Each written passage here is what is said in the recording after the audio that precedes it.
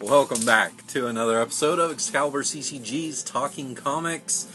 I am Randy. I am Mark. And we are going to do what we do every week, and we're going to talk about comics that will be on shelves, new, Wednesday morning through the following Wednesday morning.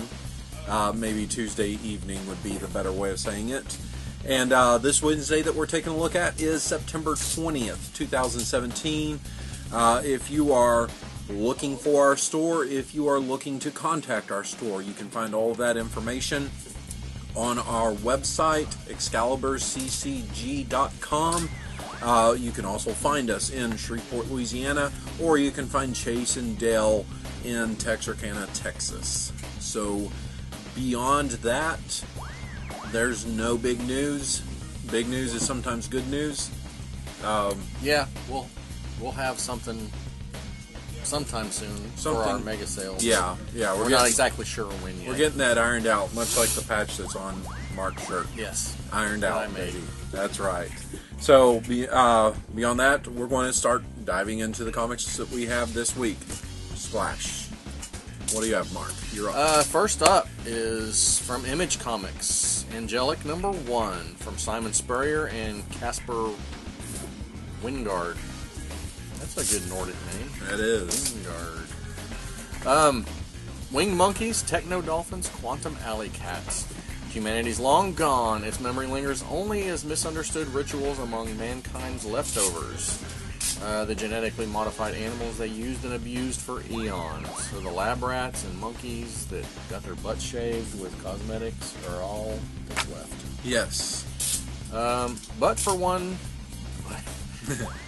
flying monkey, Cora, the routines are unbearable. All she wants is to explore. Instead, she's expected to settle down, to become a mother, to lose her wings.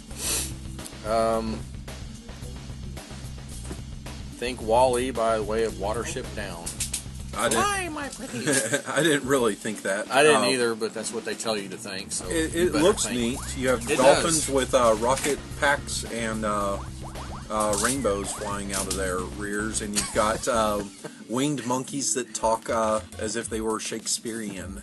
So it looks like a fun little. Yeah, it does. I saw the preview in the Image Plus, and it looked like a pretty cool book. Expect this one to fly off the shelves, much like the monkeys. yes, much like the dolphins monkeys. and the dolphins. Yes. We'll see what you guys have: rocket packs or wings. From Valiant Comics, we're taking a look at Bloodshot Salvation #1. Jeff Lemire is back with the writing chores, and Chris Hunter's buddy, Louis LaRosa, is on duty with the art chores. He's joined by Miko Suyan. We're looking at Ray Garrison. He's figured out, or finally been able to escape his whole Bloodshot past and settle down with somebody that he loves and loves him. Her name is Magic, by the way. And that's all going to kind of come to a screeching halt when something from Magic's past shows up to destroy everything. And that happens to be her sadistic criminal family who wants her back. So when Bloodshot is pushed, he will be pushing back much harder. So it's a fun little read. I know a lot of people have enjoyed Jeff Lemire's writing on the I think the Bloodshot series in general, but over at Valiant as well. All right, from Aftershock Comics, and it's been a whole week since we announced something from him, so it's overdue. That's right. Colin Bunn, the man, Juan Doe, Dark Arc #1 from Aftershock. Dark Arc. That's how some of our Southern guys say Doc Ock. Dark Arc. The wickedness of mankind has moved the Creator to destroy the world by way of the flood. If this sounds familiar, it's from the Bible. Noah has been tasked with building the ark to save his family and the animals of the world. But this is not Noah's story, so I don't know why we mention it. For darker powers have commanded the sorcerer Shrey to build his own ark and save the unnatural creatures of the world, such as vampires, dragons, naga, and manticore. But what will happen on a vessel crawling with monsters, where insidious intrigue and horrific violence are the rule of law? This is a sinister tale of biblical proportions that had to be told at Aftershock Comics. So is it 2 of each critter there as well? Maybe. Or is it just like as many as could come on board? I don't know yet. We don't know. We'll have to wait for the number 1. I've got a couple of Image ones. The first one is Gasolina number 1. Sean Makowitz and Nika Walter are your creative team on this book. This is Amelia and Randy. They have been many things in their lives. They've been fugitive, they've been rebels, and they've been newlyweds. Now they find themselves in Mexico with this new cartel that is apparently a very bad cartel. They do very unnatural, inhuman tactics, employ them, and now they're wanting to start a horrific war in Mexico. So Amelia and Randy, they will be stepping in as the leaders, they didn't expect it, of the resistance is trying to, I guess, prevent this cartel from doing that and maybe just keep the old cartel in place. I don't know. I don't think they're supposedly good people. Well, Maybe they're less bad. Less bad, that's right. They only traffic things. They don't go through and... I don't know inhuman tactics. I don't know what that means. We'll find out. We'll find out. So that's one. Okay. This is from Marvel. Generations Miss Marvel and Miss Marvel number 1, because you didn't get enough Carol Danvers last week. It's another Carol Danvers Generations one-shot by G. Willow Wilson and Paolo Villanelli and Nelson Blake on the cover art, just to throw it out there. Willy-nilly. Paolo Willy-nilly. Miss Marvel's falling out with her idol, Carol Danvers, a.k.a. the mighty Captain Marvel. Got to throw that mighty in there every time. Just took a bizarre turn. Kamala suddenly finds herself as an intern at Woman magazine, Carol's former place of employment. Between cozying up to her boss, filing back issues, and her usual superheroing, how will Kamala find time to figure out what got her here in the first place? Is this a future story? Because I don't know what the Woman magazine is. That must be like a past thing. I don't recall it, but Carol's former place of employment. I thought her former place of employment was the Air Force, but well, she wasn't in the Air Force when she got turned into Miss Marvel. Oh, okay. She was. I guess that was when like the number 1 issue came out. I think that's what she was at, because it was like something to do with the Daily Bugle. Because I remember J. Jonah Jameson and them were in the first issue. Oh. So it may have been like a spin-off magazine from the Bugle or something. Okay. Image gives us another one, Glitter Bomb Fame Game number 1. This is a continuation of the previous Glitter Bomb comic book. Jim Zub writing, Jibril Morissette fan on art.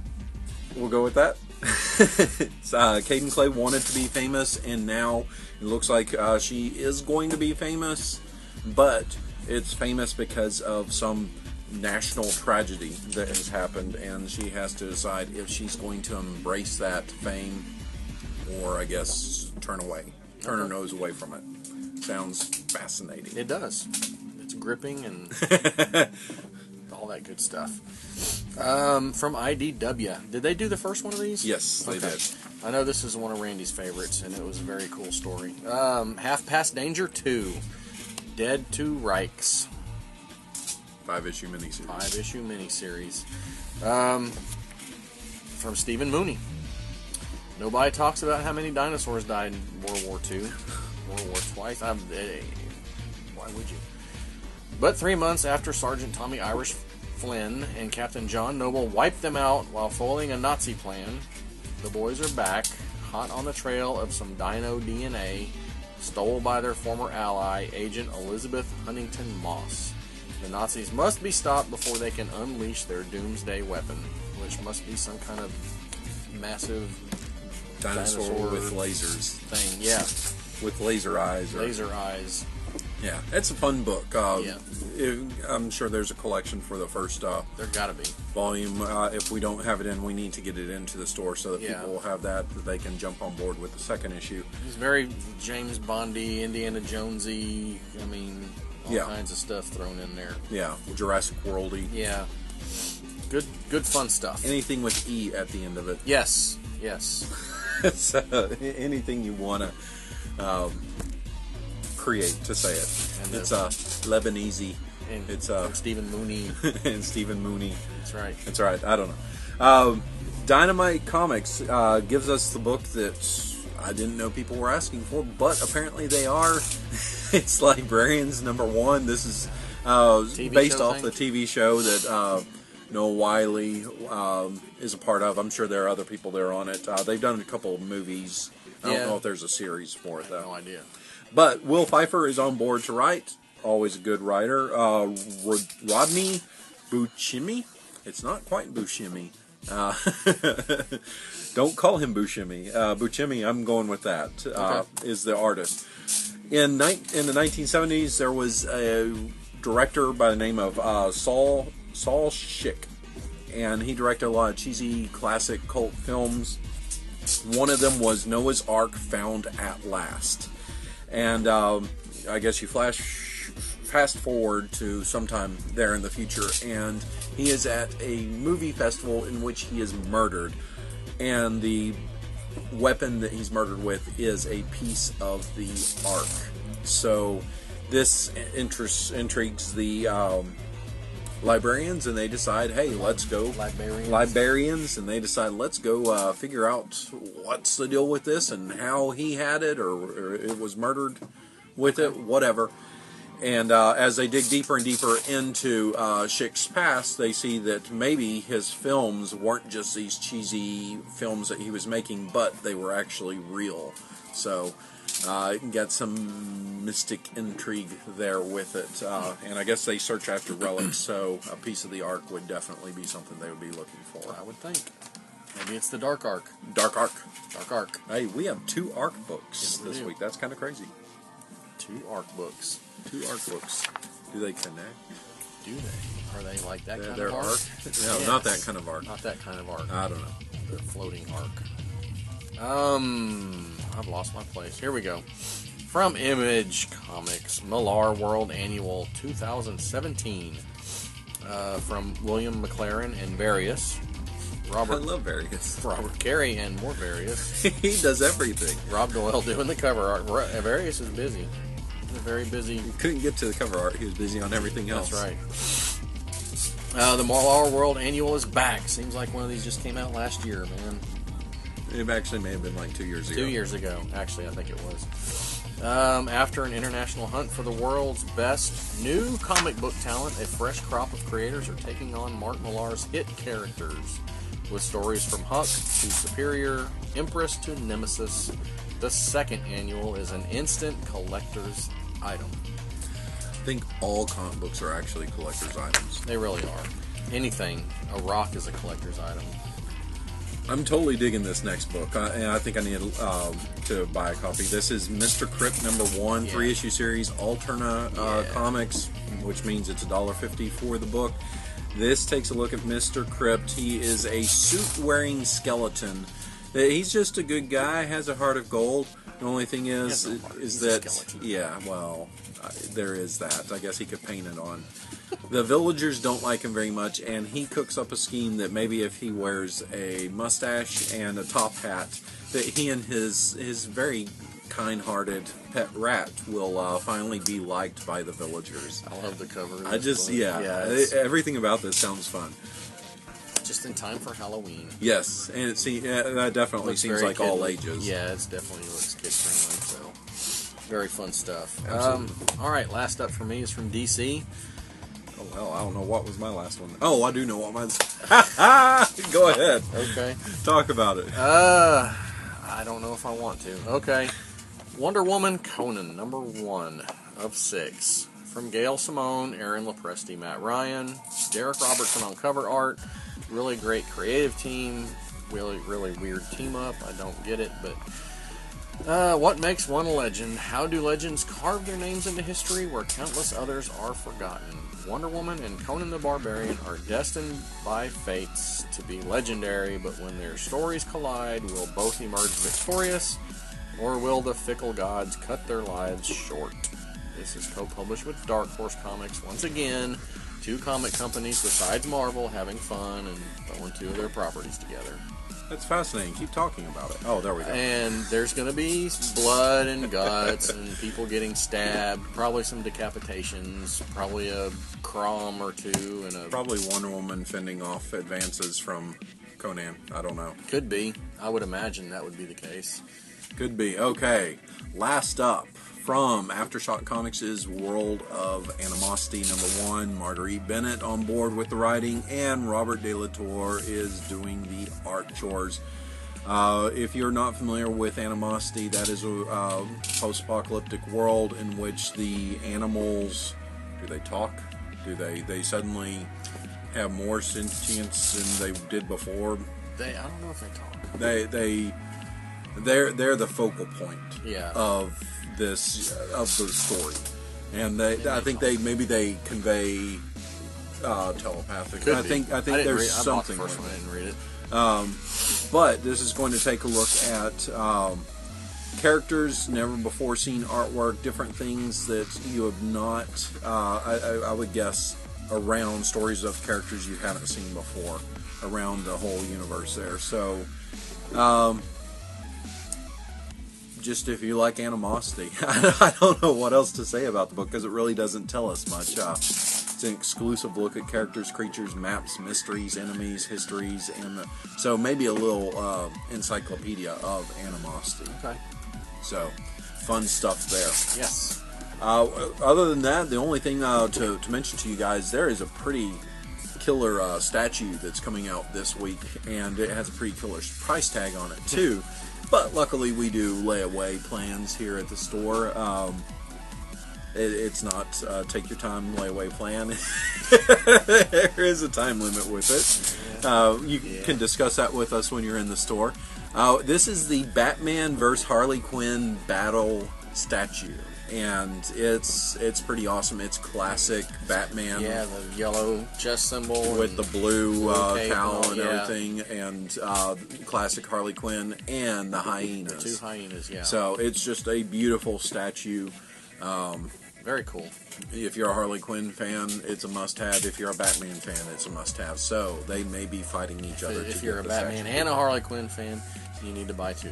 You may need to bring your nitro pill because you may have a heart attack when you see how awesome the statue is. You might. Doubly awesome. And if you like hyenas too, then woo, Lord. Wow, you are Mufasa. Say it again. So that's the comic books and the statue that we are highlighting this week. I'm sure there are more #1s that are just little 1s and 2s that are coming out, but that's a whole lot of books this week. And that's just the tip of the iceberg. Tip of the iceberg.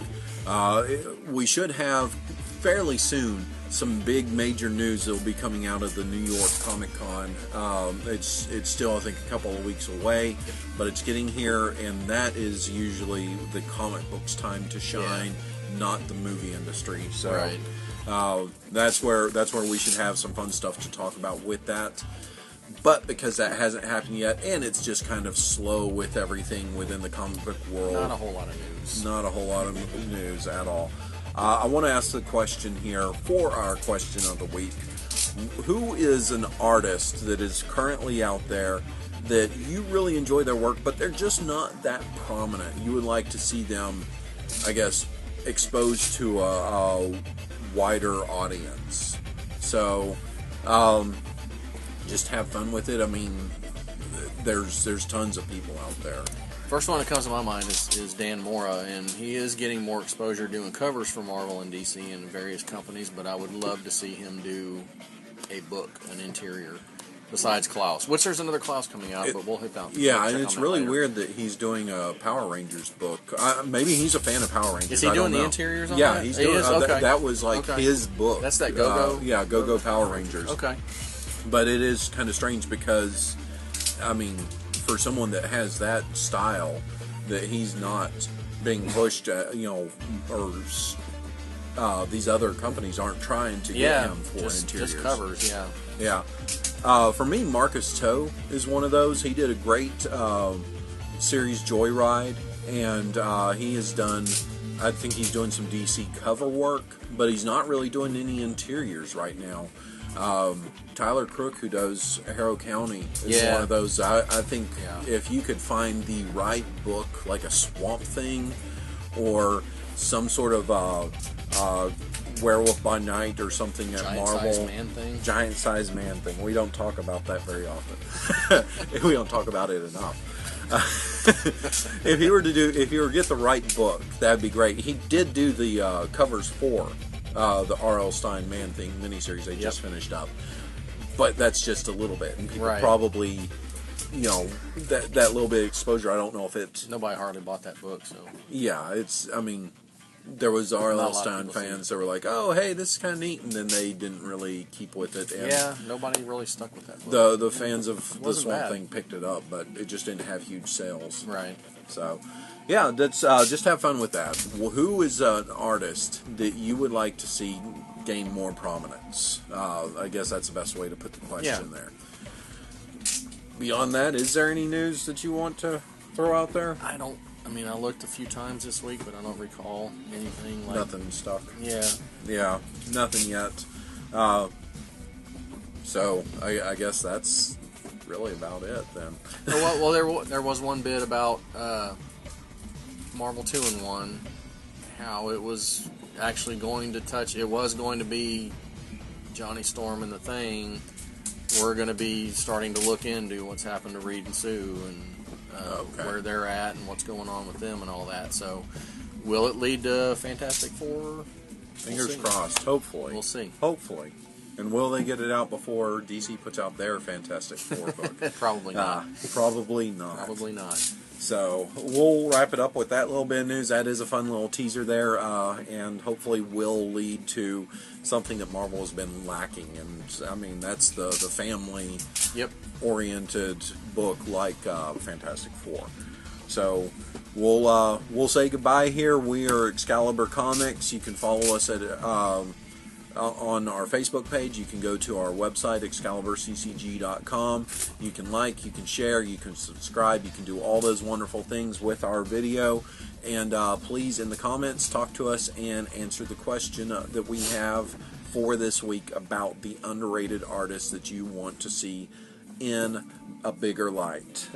Beyond that, I guess we will leave you to the great comic books that are coming out this week, and we will talk to you next week. Bye.